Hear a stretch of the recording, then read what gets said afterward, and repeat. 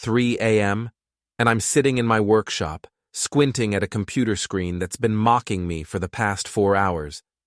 The logo I'm designing looks like a drunk kindergartner's attempt at modern art, but that's not what's keeping me awake.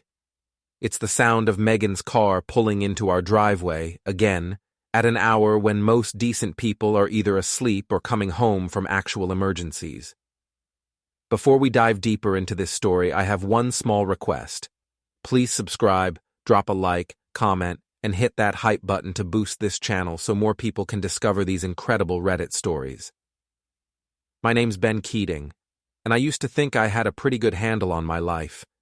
38 years old, run a decent graphic design and renovation business, married to what I thought was a woman who shared my values. Turns out I know about as much about reading people as I do about quantum physics, which is to say, absolutely nothing. The front door creaks open with that particular squeak I've been meaning to fix for 3 months. Megan's trying to be quiet, which is hilarious considering she's wearing those ridiculous heels that sound like a woodpecker having a seizure on our hardwood floors. Ben? Her voice drifts down the hallway, all fake concern and manufactured sweetness. Are you still up? Just finishing some work, I call back, minimizing the browser window where I've been researching private investigators. Not that I need one anymore. I've got enough evidence to sink a battleship. She appears in my doorway, and I have to admit, even at 3 a.m. after what was clearly not a business meeting, Megan still looks like she stepped out of a magazine. Blonde hair perfectly tousled, makeup somehow still intact, wearing that black dress I bought her for our anniversary last year. The one she said was too fancy for anywhere we'd actually go. You're up late, she says, leaning against the doorframe in what she probably thinks is a casual pose. So are you, I reply, not looking away from my screen.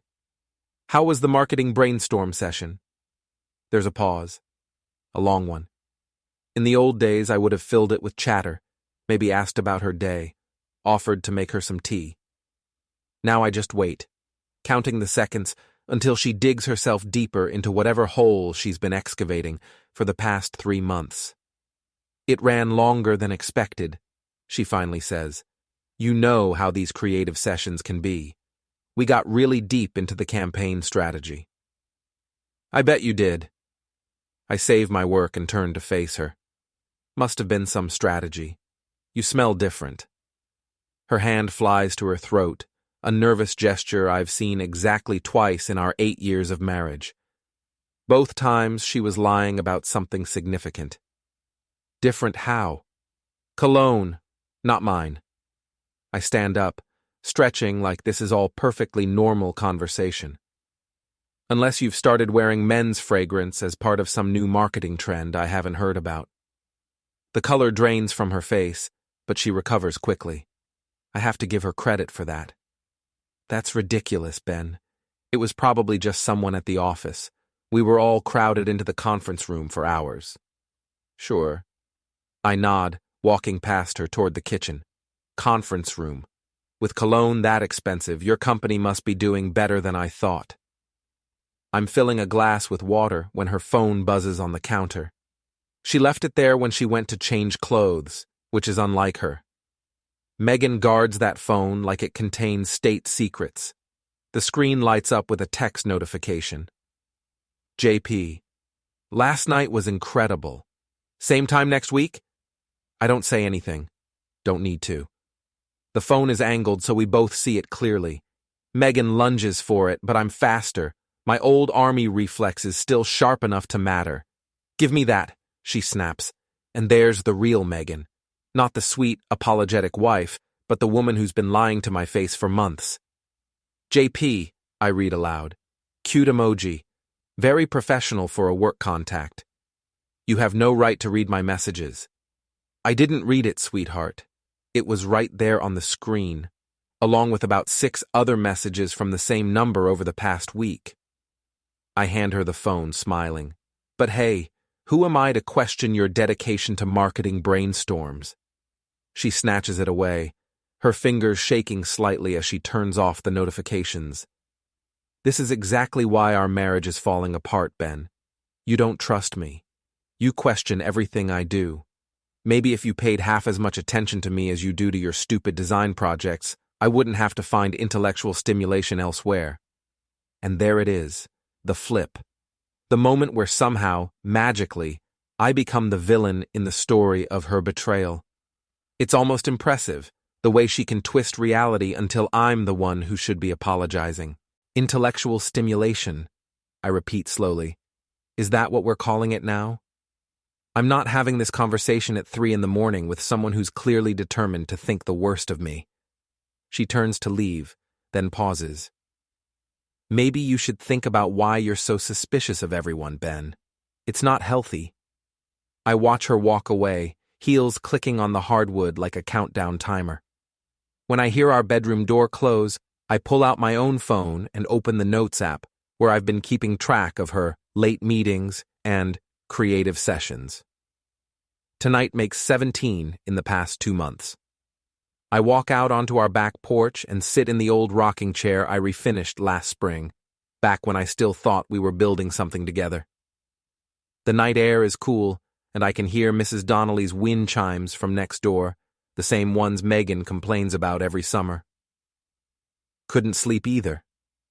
I look over to see Donna Donnelly herself, sitting on her own porch with a cigarette and what looks like a glass of wine. She's 73, chain smokes like it's going out of style, and knows more about everyone's business than the local newspaper. Something like that, I say. Saw your wife come home late again. She takes a long drag. Blue sedan dropped her off at the corner. Same one as last week. I feel something cold settle in my stomach. You sure about that? Honey, at my age, there's not much else to do but watch the neighborhood. She flicks ash into a coffee can. Fancy car. Looked expensive. Driver didn't get out, but I could see enough to know it wasn't you. Well, I say, my voice surprisingly steady. Isn't that just the cherry on top? Donna nods knowingly and stubs out her cigarette. You need anything, Ben, you just holler. I've got good eyes and better memory. She disappears inside, leaving me alone with the wind chimes and the growing certainty that my marriage isn't just falling apart. It's been systematically demolished while I was too busy trusting my wife to notice the wrecking ball. I sit there until dawn, making plans. The next morning, Megan leaves for work early, claiming she has back-to-back meetings all day. She kisses my cheek before she goes, the same perfunctory peck she's been giving me for months, and I resist the urge to ask if JP will be attending any of these meetings. Instead, I wait exactly 30 minutes, then call Tyler Morrison. Tyler's 29, built like a scarecrow, and has the kind of loyalty you can't buy. He's been working at my design shop for 3 years, ever since he graduated from art school, with a head full of dreams and a bank account full of nothing. He's also got a talent for what he calls creative problem solving, which is how we ended up with the best coffee machine in town after the shop next door went out of business. Boss, he answers on the first ring. Please tell me you've got something more interesting than the Henderson kitchen renovation today. Actually, I do. How do you feel about a little reconnaissance work? There's a pause. The fun kind or the kind that gets us arrested? The kind that gets us answers. 20 minutes later, Tyler's standing in my kitchen, wearing what he calls his spy outfit. Basically the same jeans and flannel shirt he always wears, but with a baseball cap pulled low over his eyes. So what's the mission? He asks, pouring himself coffee from the pot I made strong enough to wake anyone. I explain about Megan, about JP, about the late nights and the lies. Tyler listens without interrupting, which is unusual for him. When I finish, he's quiet for a long moment. Man, that sucks, he finally says. I always liked Megan. Yeah, well, apparently the feeling wasn't mutual. So what's the plan? We gonna follow her around like a couple of private detectives? Something like that. I pull up Megan's company website on my laptop. First, we need to figure out who JP is. Then we decide how much trouble we want to cause. Megan works for a social media marketing firm downtown, the kind of place where everyone has a title that sounds important but means nothing. She's a senior brand engagement strategist, which, as far as I can tell, involves posting pictures of products on Instagram and calling it market research. We spend the morning going through the company directory, looking for anyone with the initials JP. There's a Jennifer Patterson in accounting, but she's 65 and married to the same man for 40 years.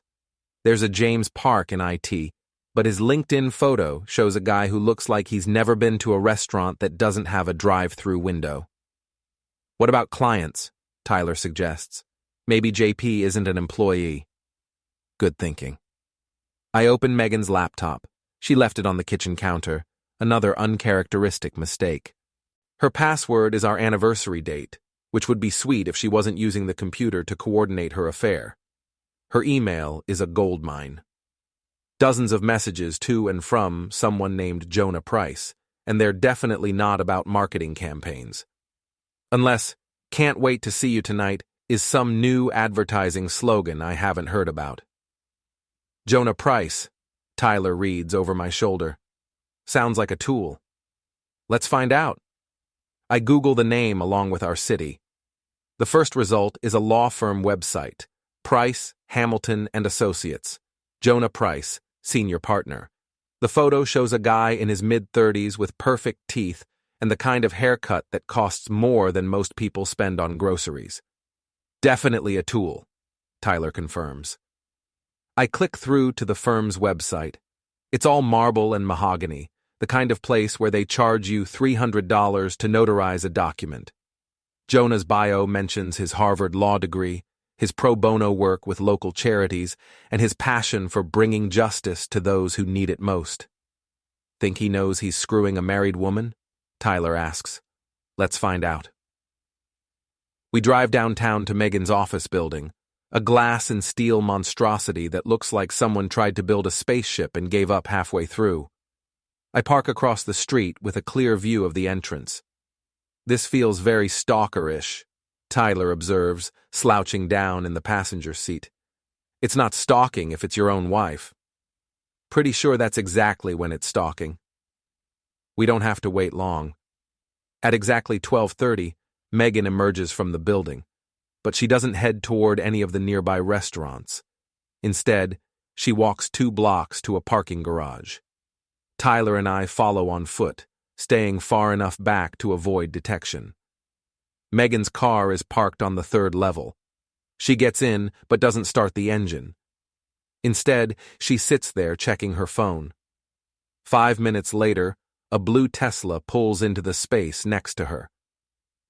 The man who gets out is definitely Jonah Price, looking exactly like his website photo except smugger, if that's possible. He slides into Megan's passenger seat, and even from our hiding spot behind a concrete pillar, I can see them kissing. Well, that's not very professional, Tyler mutters.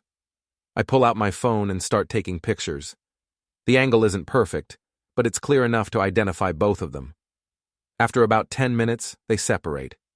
Jonah gets back in his Tesla, and Megan follows him out of the garage. "Where do you think they're going?" Tyler asks. "Probably somewhere they think they won't be seen." I head back to my truck. "Come on, let's see how the other half lives." We follow them through downtown, staying several cars back. They end up at Harborview Towers, the most expensive condo complex in the city. The kind of place where the doorman wears a uniform that costs more than my monthly mortgage payment.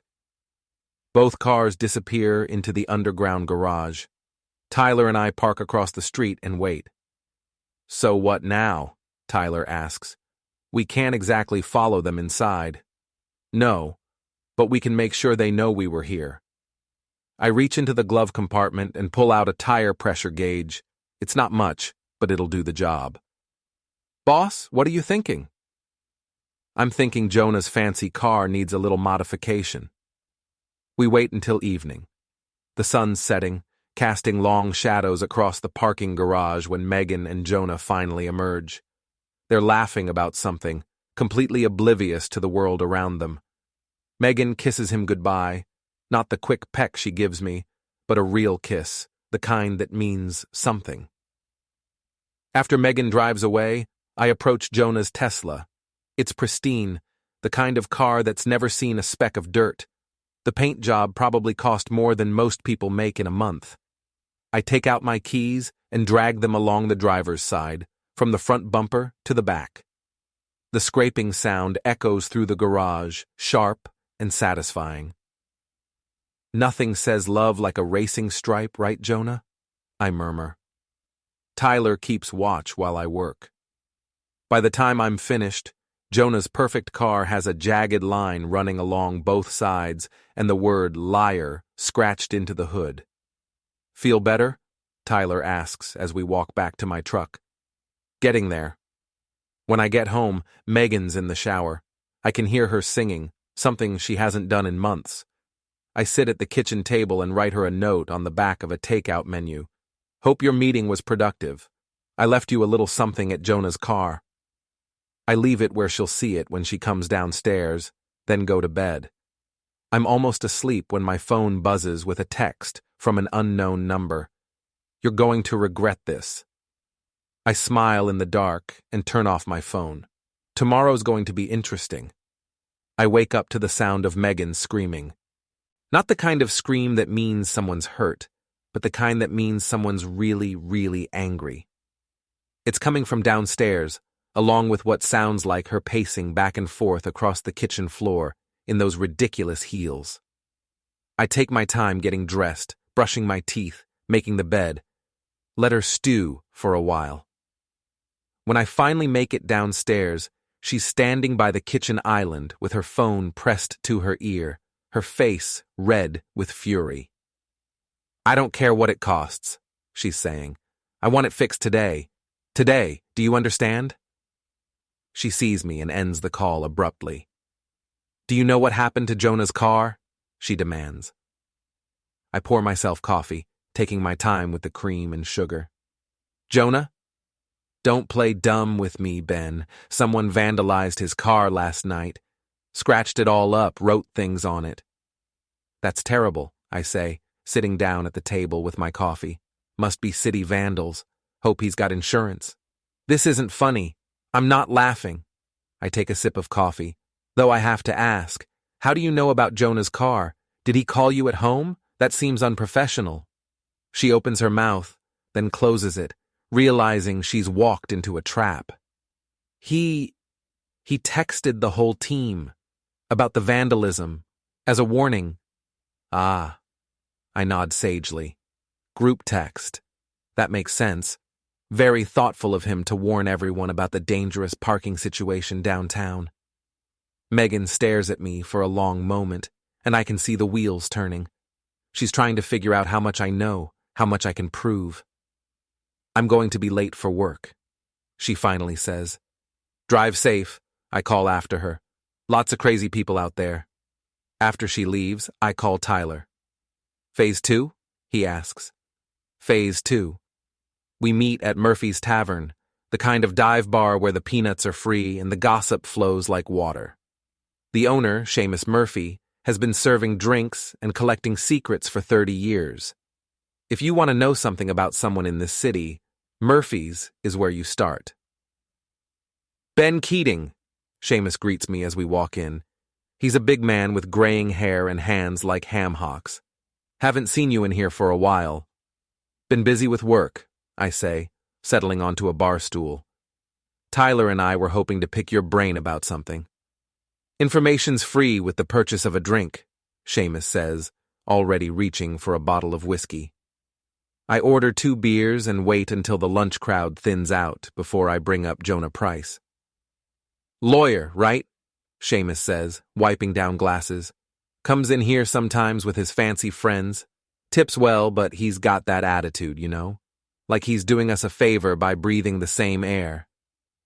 What kind of reputation does he have? Seamus leans in closer. The kind that gets him in trouble with married women, if you catch my meaning. There was talk about him and some city councilman's wife last year, but nothing came of it. Why you asking? Just curious about the local legal talent. Seamus gives me a look that says he doesn't believe me for a second, but he doesn't push. That's why I like him. Tyler and I spend the afternoon planning. The city's annual Summer Harbor Festival is this weekend, and half the town will be there. It's the perfect opportunity for a little public education about Jonah Price's extracurricular activities. You sure about this? Tyler asks as we walk back to my truck. Once we go public, there's no taking it back. Good, I say. I'm tired of being the only one who knows what's really going on. That evening, I hack into Megan's phone using our shared Apple ID. It's embarrassingly easy. She never changed any of our shared passwords. I send a text to both Rachel Morrison and Lila Chen, Megan's two closest friends. The message, sent from Megan's phone, reads, "Can you meet me at the festival tomorrow? I need to talk to you about Jonah's new project. It's complicated." Rachel responds immediately, "OMG, yes. I've been dying to hear about your mysterious new client." Lila's response is even better. "Should I bring my camera? This sounds like content."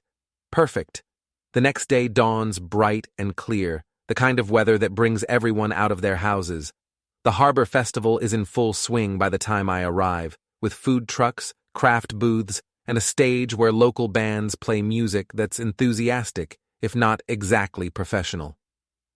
I spot Megan near the kettle corn stand, wearing a sundress I've never seen before and looking around nervously. She's checking her phone constantly, probably wondering why her friends are expecting to meet her here. Jonah arrives about 10 minutes later, and even in casual clothes, he looks like he's posing for a magazine. They meet near the bandstand, trying to look casual, but there's obvious tension between them. I watch from behind a booth selling handmade jewelry as Rachel and Lila approach. Rachel's a tall redhead with a voice that carries, and Lila's got her phone out, already filming everything like it's a documentary. "Megan!" Rachel calls out, waving. "There you are!" Megan's face goes white as her friends approach. She tries to step away from Jonah, but it's too late. "So this is the famous Jonah," Lila says, still filming. "Megan's told us so much about you." "I'm sorry?" Jonah looks confused. "I don't think we've met." "Oh, we haven't," Rachel says. "But Megan's been talking about your project for weeks. Very hush-hush, very exciting." That's my cue. I walk over, putting on my biggest smile. "Hey, honey," I say to Megan, kissing her cheek. "Fancy meeting you here?" The look of pure panic on her face is almost worth everything she's put me through. "Ben," she stammers, we were discussing." "You must be Jonah," I say, extending my hand to him. "I'm Ben Keating, Megan's husband." Jonah's handshake is weak, his palm sweaty. "Nice to meet you." "Likewise." I squeeze his hand a little harder than necessary, leaning in close. "You ever touch my wife again? I'll redesign your teeth." He tries to pull away, but I hold on for another few seconds, smiling the whole time. "Ben!" Megan hisses, but it's too late. A small crowd has gathered, drawn by the obvious tension. "So, this is the guy you've been sneaking off with?" Rachel asks, her voice loud enough for everyone to hear.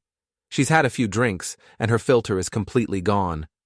"Rachel, please," Megan begs, but Lila's still filming, and people are starting to whisper.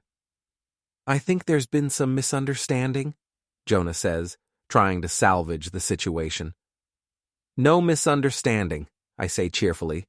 "Just a husband meeting his wife's new friend. Always nice to put a face to a name, you know?" I walk away, leaving them to deal with the crowd and the whispers and Lila's camera. As I head toward the exit, I can hear Rachel's voice carrying over the music. "Oh my God, Megan, is that why you've been so secretive?" Tyler's waiting for me by the parking lot, grinning like a kid on Christmas morning. "How'd it go?" he asks. "Like sunlight on a vampire," I say. "Nothing like a little public exposure to disinfect the rot." My phone buzzes with a text from an unknown number. "You're going to pay for this." I show it to Tyler. Looks like Jonah's not happy. "What do you think he'll do?" "Something stupid, probably. Guys like him always do. I'm right. The next morning, I arrive at my shop to find the front window smashed and my business cards scattered across the sidewalk. But there's also something else. Jonah's business card, taped to what's left of the window. I pick it up and smile. He just made this personal. The insurance adjuster shows up at 9 a.m. sharp. A thin man with thick glasses who takes pictures of everything and asks questions I answer with carefully measured honesty. Any idea who might have done this? He asks, photographing the broken glass. Could be anyone, I say. You know how it is downtown. Lots of people with too much time and not enough sense. He nods, making notes on his tablet. We'll have a check for you by the end of the week. In the meantime, you'll want to board this up. Tyler arrives just as the adjuster leaves, carrying coffee and donuts from the place down the street. Well, that's not good, he says, surveying the damage. Actually, it's perfect. I show him Jonah's business card. He just gave us everything we need. To do what? To finish this. We spend the morning cleaning up glass and boarding up the window. While we work, I explain my plan. Tyler listens, occasionally shaking his head. That's either brilliant or completely insane, he says when I finish. Why not both? That evening, I'm at Murphy's Tavern, sitting at the end of the bar with a clear view of the parking lot. Seamus knows something's up, but he doesn't ask questions. That's another reason I like him. At exactly 9:30, Jonah's Tesla pulls into the lot. He sits in the car for a few minutes, probably working up his courage, then gets out and walks toward the bar. He's trying to look casual, but his movements are too stiff, too controlled. I wait until he's almost at the door, then slip out the back exit. Tyler's waiting in the alley with his phone ready to record. You sure about this? He whispers.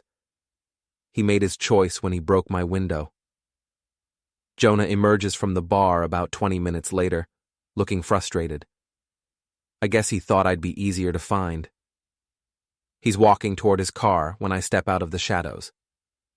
Looking for me? I ask. He spins around, and I can see the fear in his eyes. Good. We need to talk, he says, trying to sound authoritative. I'm listening. This has gone far enough. You need to leave me alone. Or what? You'll break another window? I don't know what you're talking about. I pull out his business card, the one he left taped to my shop. Really? Because this says otherwise. His face goes red. You can't prove anything. Don't need to. See, the thing about guys like you is that you think you're smarter than everyone else, but you're not. You're just richer. He takes a step toward me, his hands clenched into fists. You have no idea who you're messing with. Actually, I do. You're the guy who's been screwing my wife. You're the guy who thinks expensive suits make you bulletproof. You're the guy who's about to make a very big mistake. That's when he swings at me. I see it coming from a mile away. Jonah might be a lawyer, but he fights like someone who learned everything he knows from movies. I duck under his punch and grab his arm, using his momentum to slam him against his own car. Here's the thing about expensive cars, I say, pinning him against the Tesla. They dent easy. I let him go, and he stumbles backward, his perfect hair messed up, his expensive shirt wrinkled. One more move toward me or my business, and I'll make sure your firm knows exactly what kind of man they've got representing them, I tell him. And trust me, I've got evidence. He straightens his shirt, trying to recover some dignity. This isn't over. Yeah, it is. You just don't know it yet. He gets in his car and drives away, tires squealing. Tyler emerges from the shadows, still holding his phone. Got it all, he says, grinning. That was beautiful. Phase 3, I say. The next morning, I call Rachel Morrison. Megan's best friend has always liked me, and after yesterday's scene at the festival, I'm betting she's got questions. Ben, she says, sounding surprised, I wasn't expecting to hear from you. I was hoping we could talk. About Megan. There's a pause. I think that might be a good idea. We meet at a coffee shop downtown. The kind of place where everyone's too busy staring at their laptops to pay attention to other people's conversations. Rachel looks tired, like she hasn't been sleeping well. I've been friends with Megan for 10 years, she says without preamble. I've never seen her act like this. Like what? Secretive, sneaky. She used to tell me everything, and now… She shakes her head. How long have you known? About 3 months, maybe longer. I'm sorry, Ben. I really am. It's not your fault. Isn't it? I mean, I suspected something was going on, but I didn't want to believe it, and I certainly didn't want to be the one to tell you. I pull out my phone and show her some of the pictures I took in the parking garage. You don't have to tell me anything. I already know. She stares at the photos, her face going pale. Oh, Megan, what are you doing? The question is, what are we going to do about it? Rachel looks up at me, and I can see the moment she makes her decision. What do you need? I explain about Megan's company, about how she's been using work resources to coordinate her affair. Rachel listens, occasionally asking questions, and by the end of our conversation, she's agreed to help. She's been lying to everyone, Rachel says. Her friends, her husband, her boss. Someone needs to hold her accountable. That afternoon, Rachel forwards me several emails from Megan's work account, messages that clearly show she's been using company time and resources for personal business. There are restaurant reservations made on the company credit card, hotel bookings for client meetings that never happened, and dozens of personal emails sent during work hours. I compile everything into a neat package and send it to Megan's boss, along with a polite note explaining my concerns about company resources being misused. The response comes back within an hour. Thank you for bringing this to our attention. We will investigate immediately. By 5 p.m., Megan's calling me, sobbing. Ben, please, you have to help me. They're saying I misused company funds. They're talking about firing me. That's terrible, I say, not meaning it at all. What are you going to do? I don't know. This is all a misunderstanding. I can explain everything. I'm sure you can. Will you come pick me up? I don't think I should drive. Where's Jonah? Can't he give you a ride? There's a long silence. How did you… Lucky guess. She starts crying harder. Ben, I'm so sorry. I never meant for any of this to happen. Yeah, I say. I bet you didn't. I hang up and pour myself a drink. Tyler stops by around 7, bringing pizza and beer. How's it feel? He asks. Like justice, I say. But we're not done yet. What's next? I smile, thinking about the final phase of my plan. Now we give them exactly what they deserve. Megan comes home that night looking like she's been hit by a truck. Her perfect makeup is smeared, her hair's a mess, and there are tears in her expensive blouse. She finds me in the kitchen, sitting at the table with a beer and the newspaper spread out in front of me. We need to talk, she says. I'm listening. She sits down across from me, and for a moment she looks like the woman I married 8 years ago. Vulnerable, uncertain, human. I lost my job today. I heard. I'm sorry. Are you? Really? I consider the question. I'm sorry that it came to this. I'm sorry that you made choices that led us here. But am I sorry that there are consequences for your actions? No. She nods, wiping her eyes with a tissue. I suppose I deserve that. What do you want, Megan? I want to fix this. I want to save our marriage. Do you? Or do you want to save yourself? Both, she admits, but mostly us. I made a mistake, Ben. A huge, stupid mistake, and I'm willing to do whatever it takes to make it right. For a moment, I almost believe her. There's something in her voice, a note of genuine regret that I haven't heard in months. But then I remember the lies, the sneaking around, the way she tried to make me feel crazy for suspecting what I knew to be true. What about Jonah? It's over. I ended it today. Just like that? Just like that. She reaches across the table, trying to take my hand. Ben, I know I hurt you. I know I broke your trust. But we can rebuild this. We can make it work. I pull my hand away. Can we? Because from where I'm sitting, it looks like you're only sorry because you got caught. That's not true. Isn't it? 3 days ago, you were sneaking around, lying to my face, making me feel like I was losing my mind. Now you're sorry? What changed, Megan? What really changed? She doesn't answer, which is answer enough. Over the next few days, Megan tries everything. She cooks my favorite meals, suggests we go to counseling, even offers to move away, start fresh somewhere new. But I can see through it all. She's not trying to save our marriage. She's trying to save her reputation. The truth comes out on Thursday. I'm at the shop, working on the Henderson kitchen renovation, when Tyler bursts in with his laptop. "Boss, you need to see this," he says, setting the computer on my workbench. On the screen is a video, clearly shot with a phone camera. It shows Megan and Jonah in what looks like a hotel room, and they're not discussing legal matters. "Where did this come from?" I ask. Lila posted it on her Instagram story. Apparently she's been documenting Megan's journey for weeks. She thought it was romantic. I watched the video, feeling sick. It's not just the betrayal, it's the intimacy, the way they look at each other, the obvious comfort between them. This wasn't a mistake or a moment of weakness. This was a relationship. "There's more," Tyler says, clicking to another video. This one shows Megan and Jonah at a restaurant, holding hands across the table, looking like any other couple in love. "When was this taken?" Tyler checks the timestamp. "Last week, 2 days after she told you it was over." I close the laptop, feeling something cold and hard settle in my chest. She's still lying. What are you going to do? Before I can answer, my phone rings. It's Megan. "Ben, thank God. Something terrible has happened. Someone's been following me, taking pictures. Jonah thinks it might be one of his clients, someone with a grudge.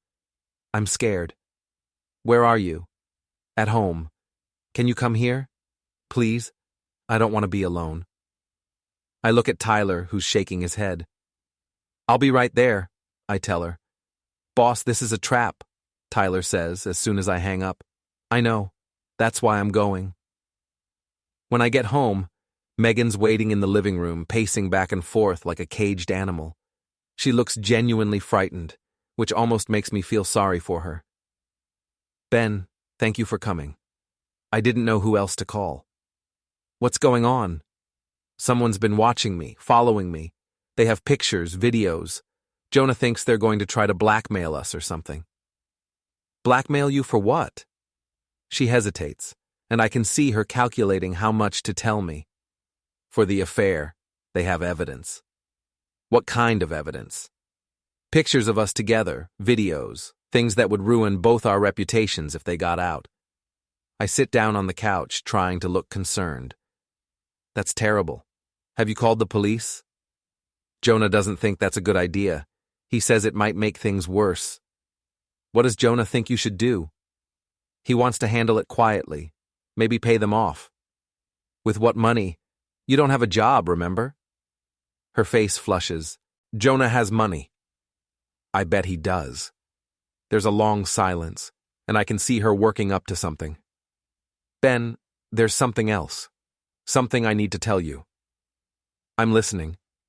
"Jonah thinks you might be involved somehow with the stalking." "Me?" "He says you've been threatening him, that you vandalized his car, broke into his office." "Did I?" "Did you?" I stand up, walking to the window. "What do you think, Megan?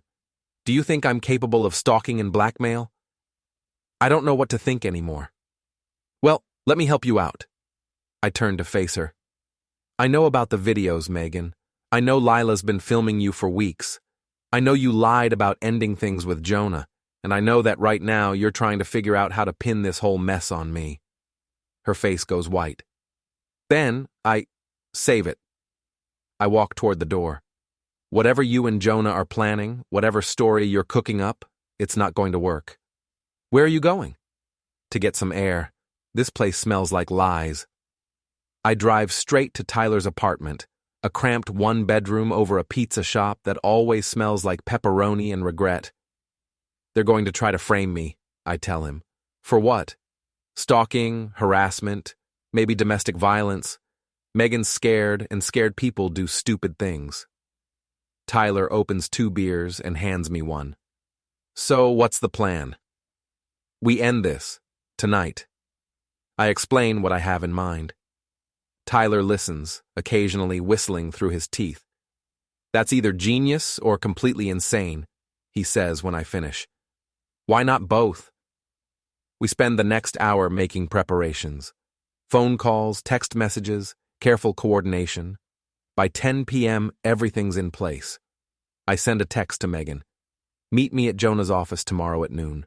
Bring him. We're going to settle this once and for all. Her response comes back immediately. Ben, please don't do anything stupid. Too late for that, I text back.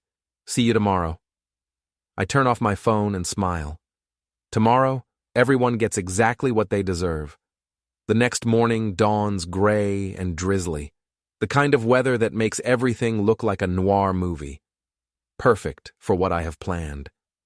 I arrive at the Price, Hamilton and Associates building at 11:30, giving myself time to set up. Tyler's already there, positioned across the street with a clear view of the entrance. Rachel's in the lobby, pretending to wait for a consultation. Even Donna Donnelly is here, sitting on a bench outside with her cigarettes and her sharp eyes. At exactly noon, Megan and Jonah arrive together. They look nervous, constantly checking over their shoulders like they expect to be ambushed. In a way, they're right. I meet them in the lobby, all smiles and handshakes. Jonah, good to see you again. Megan, you look lovely as always.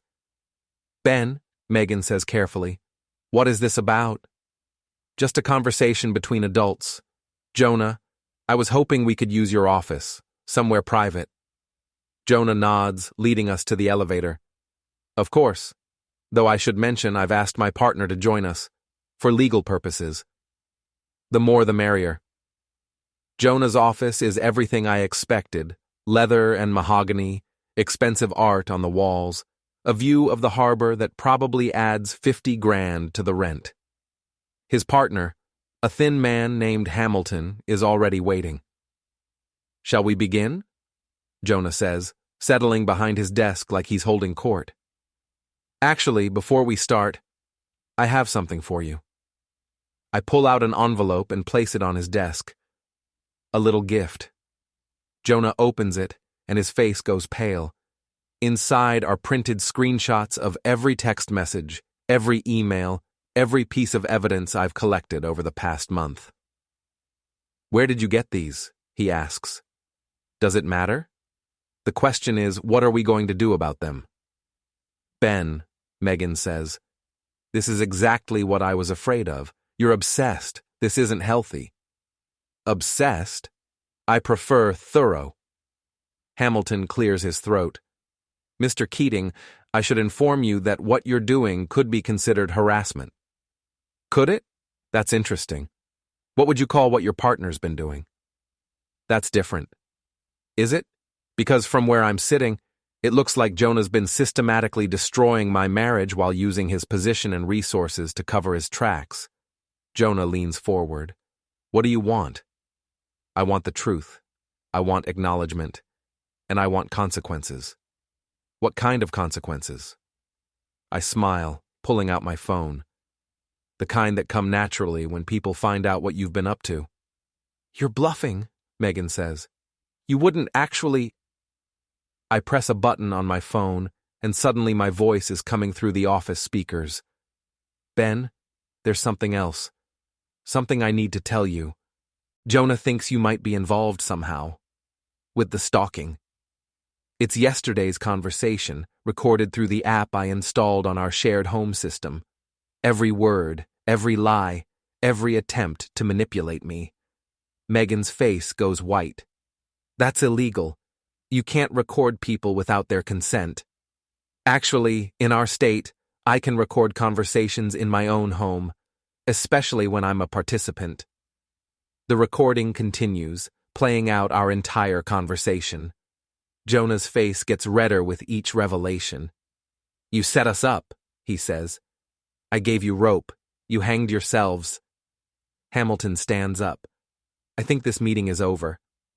Actually, it's just getting started." I pull out another phone and show them the screen. See, while we've been talking, my friend Tyler has been live streaming this entire conversation to social media. We've got about 200 viewers so far. That's not entirely true. Tyler's recording, but not streaming. But they don't know that. "You can't do this," Megan says, starting to panic. "I'm not doing anything. I'm just having a conversation with my wife and her boyfriend in a lawyer's office with witnesses." I stand up, walking to the window. "You know what the funny thing is? You both thought you were so smart, sneaking around, lying, covering your tracks, but you forgot one thing." "What's that?" Jonah asks. "I'm smarter than you think I am." I turn back to face them. "Megan, you've been using company resources to coordinate your affair. That's theft. Jonah, you've been using your law firm's facilities and resources for personal business. That's a violation of your professional ethics." "You can't prove any of that," Hamilton says. "Can't I?" I pull out a thick folder and place it on the desk. Credit card records, hotel receipts, restaurant bills, all charged to business accounts. Email logs showing personal messages sent during work hours. Phone records showing calls between Megan and Jonah during billable hours. I spread the documents across Jonah's expensive desk. "And that's just the financial stuff. We haven't even talked about the ethical violations, the breach of trust, the systematic deception." Megan starts crying. "Ben, please, this will ruin everything." "Everything was already ruined, Megan. I'm just making sure everyone knows it." Jonah tries one last desperate play. "What do you want? Money? We can make this go away." "You still don't get it, do you?" I shake my head. "This isn't about money. This isn't about revenge. This is about consequences." I walk to the door, then turn back one last time. "You wanted freedom, Megan? You got it. Jonah, hope you like your new view from unemployment." I leave them there, sitting in that expensive office with their expensive lies spread out on the desk like evidence at a crime scene. Tyler's waiting for me outside, grinning like a kid on Christmas morning. "How'd it go?" he asks. "Like clockwork." We walk to Murphy's Tavern, where a small crowd has already gathered. Word travels fast in a small city, and by the time we order our first round, everyone knows the basic story. "Heard you had some excitement today," Seamus says, pouring whiskey. "Just clearing the air." Rachel appears at my elbow, looking satisfied. "Megan's boss called me. They're launching a full investigation into her expense reports. Apparently, she charged over $3,000 in personal expenses to the company card." "And Jonah?" "His partner's not happy. Word is they're asking him to take a leave of absence while they review his conduct." Tyler raises his glass. "To consequences." "To consequences," I agree. We drink, and I feel something I haven't felt in months. Peace. My phone buzzes with a text from an unknown number. "This isn't over." I show it to Tyler, who laughs. "What are they going to do? Sue you for telling the truth?" Let them try. The next morning, I wake up in my own bed, in my own house, for the first time in months, without the weight of lies and deception pressing down on my chest. Megan's things are gone. She must have come back while I was at the bar. There's a note on the kitchen table. "I'm staying with Lila until I figure things out. We need to talk about the divorce." I crumple up the note and throw it in the trash. "We'll talk when I'm ready to talk." Tyler arrives around 9 with coffee and donuts and news. "Jonah's been fired," he announces. "Effective immediately. Something about violating the firm's moral conduct clause." "And Megan?" "Officially terminated for misuse of company funds. Unofficially, no one in town will hire her after yesterday's performance." I nod, feeling satisfied but not quite finished. "There's something else," Tyler says. "Donna called. She says there's a moving truck at Jonah's building." We drive downtown to Harborview Towers, where sure enough, a moving truck is parked outside. Through the building's glass doors, we can see Jonah directing movers, his perfect hair disheveled, his expensive clothes wrinkled. "Where do you think he's going?" Tyler asks. "Somewhere far away from here, I hope." As we watch, Megan appears, carrying a suitcase and looking like she hasn't slept in days. She gets into Jonah's Tesla, the one with the scratches I gave it, and they drive away together. "Think they'll make it?" Tyler asks. "Doesn't matter. They're not my problem anymore." We stand there for a while, watching the movers load boxes into the truck. When they're finished, the truck pulls away, followed by a small convoy of cars, Jonah and Megan, driving off into their uncertain future. I pull out my phone and delete all the photos, all the recordings, all the evidence I've been collecting for months. I don't need it anymore. "Feel better?" Tyler asks, getting there. We drive back to the shop, where I spend the rest of the day working on the Henderson kitchen renovation. It's good, honest work, measuring, cutting, building something that will last. Something real. That evening, I'm sitting on my back porch with a beer, listening to Donna's wind chimes and watching the sun set over the harbor. My phone rings. It's a number I don't recognize. "Ben Keating?" Speaking. "This is Margaret Chen from the City Tourism Board. I heard about your recent situation, and I wanted to offer you a contract. We're redesigning all our promotional materials, and we could use someone with your particular talents." "What kind of talents?" "The kind that gets results." I laugh. I'll think about it. After I hang up, I sit there for a while, thinking about consequences and choices, and the way truth has a way of rising to the surface, no matter how deep you try to bury it.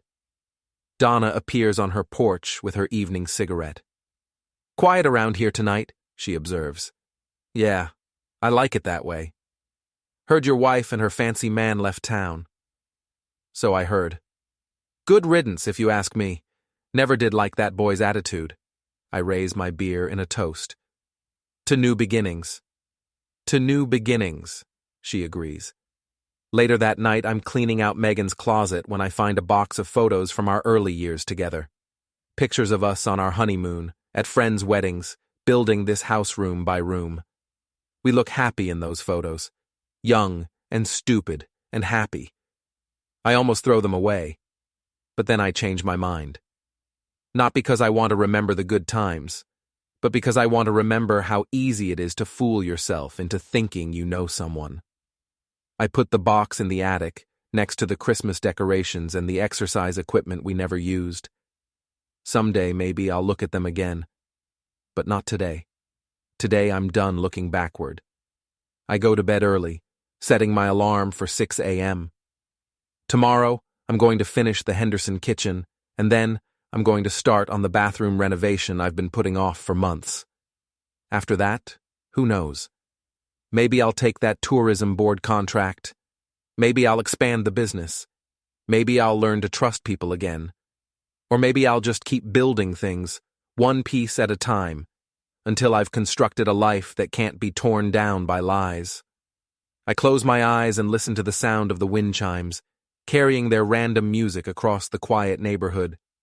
Somewhere out there, Megan and Jonah are probably arguing about whose fault this all is, whose idea it was to get involved with a married woman, whose responsibility it is to fix their ruined reputations. I don't care. Their problems aren't my problems anymore. I watch them disappear down Main Street, the king and queen of nothing. Funny thing about freedom, it's always a one-way trip.